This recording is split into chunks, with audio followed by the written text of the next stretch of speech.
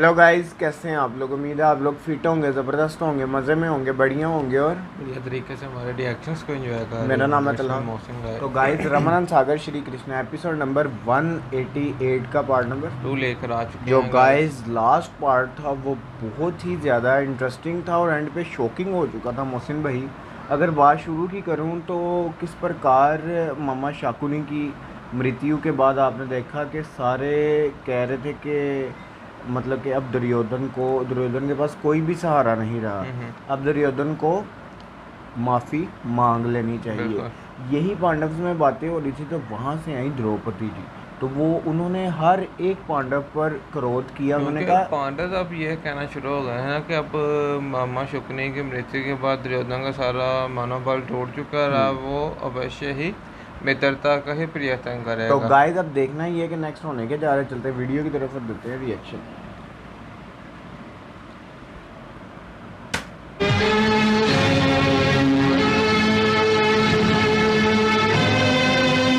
भूल जाइए दुशासन के उन हाथों को जिसने जिसने मुझे निर्वस्त्र करने का प्रयास किया था। द्रौपदी, भूल जाइए कि द्रौपदी नाम की कोई स्त्री भी थी जिसका अपमान हुआ था।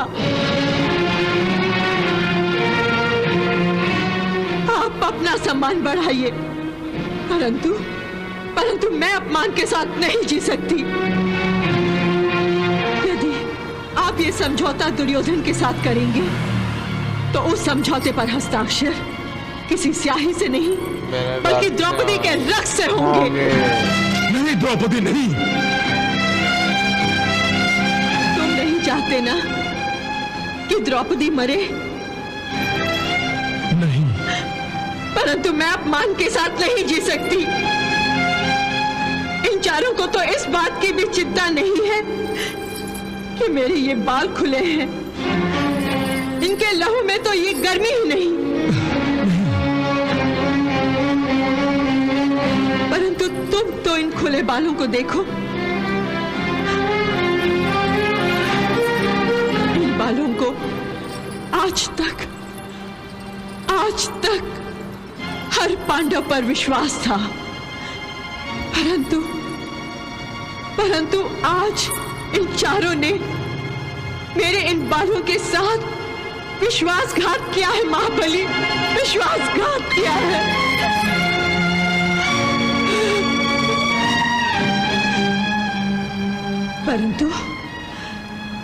परंतु मेरे सर का हर बाल तुम्हारा ही विश्वास करता है। महाबली, तुम्हारा ही विश्वास करता है। जानते हो क्यों? क्योंकि जब भी मेरा अपमान हुआ है तो सबसे पहले चोट तुम्हारे ही हृदय को लगी है, तुम्हारे ही हृदय को लगी है। बड़ी सभा में जब मेरा अपमान हो रहा था तो तुम्हें किसी चोट खाए हुए नाग की भांति खड़े हो गए थे। ये सब तो हाथ जोड़े बैठे थे।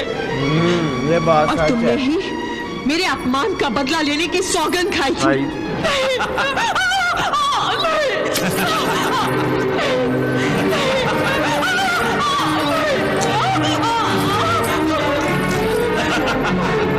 दुशासन, तुम भी मेरी दूसरी प्रतिज्ञा सुन लो।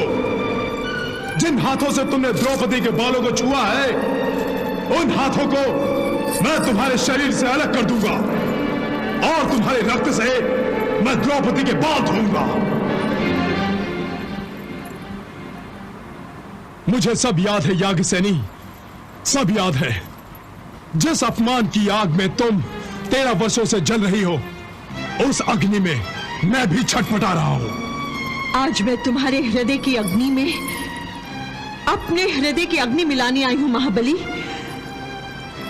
ताकि तुम इस आग में अपने शस्त्रों को दहकाकर इस युद्ध भूमि में उतरो और उस दुष्ट दुशासन का वध कर दो जिसने तुम्हारी पत्नी के बालों को छूकर अपने स्पर्श से इन्हें दूषित कर दिया था।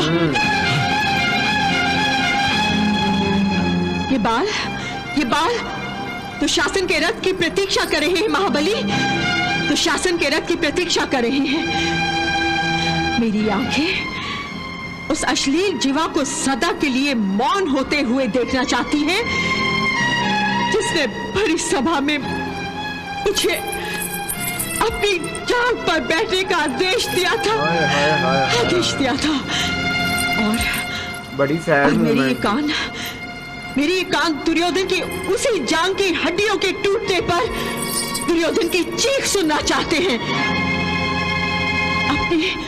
अपनी प्रतिज्ञाएं पूरी करो वायुपुत्र, अपनी प्रतिज्ञाएं पूरी करो। याज्ञसेनी, मुझ पर तुम्हारे विश्वास की सौगंध है, आज रात के बाद तुम्हारे खुले बाल खुले नहीं रहेंगे। मैं इन दूषित बालों को दुशासन के रक्त से धोकर शुद्ध करूंगा और महाभारत का यह महासंग्राम मेरी दोनों प्रतिज्ञाओं की पूर्ति के साथ ही समाप्त होगा।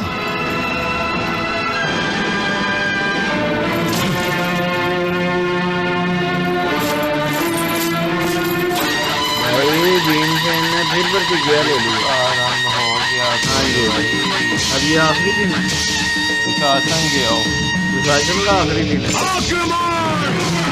भीम का क्रोध देखना है।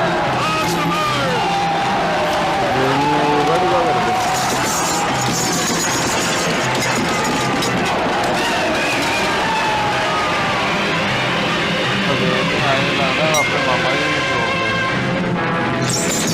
मैं सोच रहा था कि दुशासन का जो हाल होने वाला है वो देखने के लिए मामा शाकुनी को जिंदा होना चाहिए, वो देखकर फिर उसकी मृत्यु होती।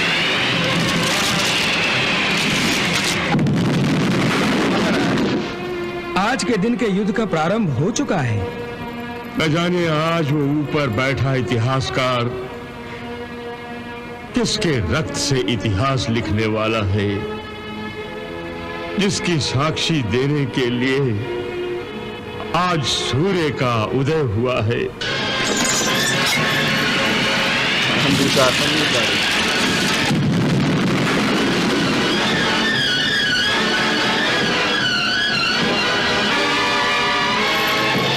हे सारथी, वो पापी दुशासन जहां कहीं भी हो, रथ उसके सामने ले चलो। जो आज्ञा। जो आ गया।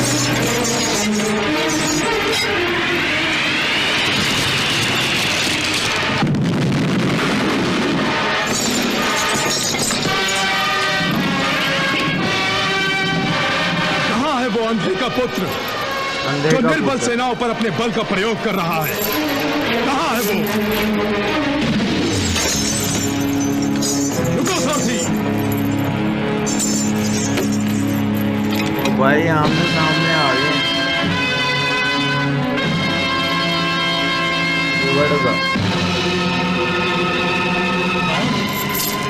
विराट नरेश के रसोइये। अरे तुम्हें तो आज मैं सुबह से ही ढूंढ रहा था। कहां छुपे थे अब तक? द्रौपदी के खुले बालों में? दुशासन, द्रौपदी के खुले बालों को किसी पेड़ की छाया समझने की भूल न कर। वो तो प्रतिशोध की अग्नि का हवन कुंड है, जो तेरे रक्त के छिड़काव से ही बुझेगा। 14 वर्षों से मेरी प्रतिज्ञा और द्रौपदी के खुले बालों को तेरी और तेरी मृत्यु की प्रतीक्षा है, और आज मैं अपनी प्रतिज्ञा अवश्य पूरी करूंगा। प्रतिज्ञा पूरी करूंगा। क्यों भीमसेन, ये भी दिया फड़फड़ा। आज तो बड़े जोश में हो, बड़ी बड़ी बातें कर रहे हो, परंतु जब मैं इसी हाथ से द्रौपदी के बाल पकड़कर राज्यसभा में घसीटता हुआ लाया था, तब कहां गया था तुम्हारा यह जोश, तुम्हारा यह पौरुष? बताओ। हाँ। और अब पुरुषार्थ से भरी बड़ी बड़ी बातें कर रहे हो, परंतु याद रखो भीमसेन, जिस हाथ से मैंने द्रौपदी का वस्त्र हरण किया था, आज उसी हाथ से तुम्हारे वध का शुभ कार्य भी करूंगा। सावधान। ये तो अभी भी जुबान आते हैं जैसे पता नहीं क्या हो गया। सावधान।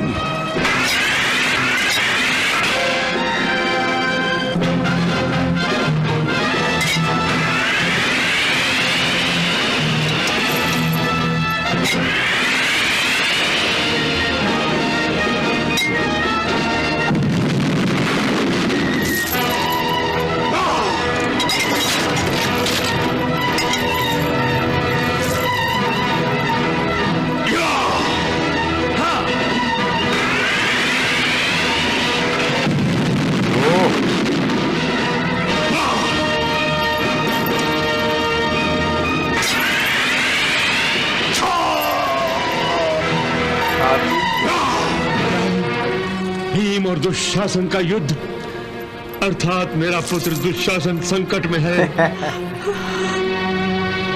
परंतु कौरव सेनापति मद्रराज शल्य कहां है? वो दुशासन की सहायता करने आगे क्यों नहीं आते? रुको साथी।